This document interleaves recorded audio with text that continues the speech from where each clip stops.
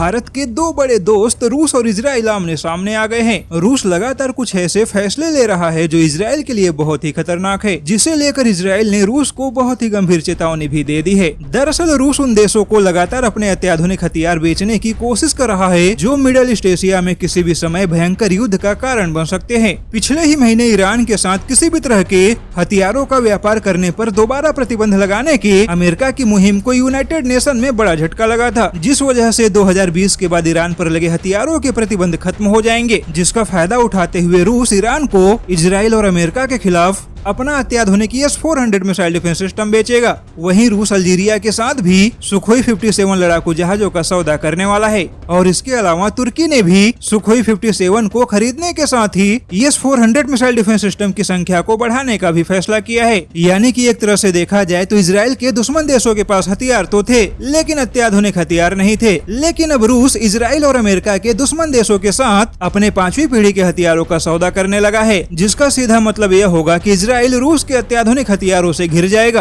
और इसी को लेकर इजराइल ने रूस को चेतावनी दी है कि जो देश अत्याधुनिक हथियारों को संभाल नहीं सकते उन देशों को ऐसे एडवांस हथियार देना रूस की बहुत बड़ी गलती है, क्योंकि रूस का यह कदम मिडिल ईस्ट एशिया की शांति को खत्म कर देगा। इजराइल ने रूस को यह संकेत दे दिया है कि अगर रूस के हथियार इजराइल के लिए खतरा बनेंगे तो इजराइल भी रूस के हथियारों को तबाह करने में संकोच नहीं करेगा। इजराइल ने अपने दुश्मनों को दो टूक जवाब दे दिया है कि जो लोग यह सोचते हैं कि रूस के 5वीं पीढ़ी के हथियार इजराइल के मिसाइल डिफेंस सिस्टम को चकमा दे सकते हैं तो यह उनकी सबसे बड़ी भूल होगी। वैसे जानकारों का मानना है कि रूस के हथियारों का व्यापार तेजी से खत्म हो रहा है, जिस वजह से रूस को उन देशों को भी 5वीं पीढ़ी के हथियारों को बेचने पर मजबूर होना पड़ा है जो किसी भी समय हथियारों के ताकत का गलत इस्तेमाल करके बड़े युद्ध को जन्म दे सकते हैं। क्योंकि जिन देशों की अर्थव्यवस्था तबाह होने के कगार पे हो, अगर वह देश बड़े पैमाने पर हथियारों को जमा करने लगे तो ऐसे देश किसी भी समय दुनिया के लिए संकट बन सकते हैं।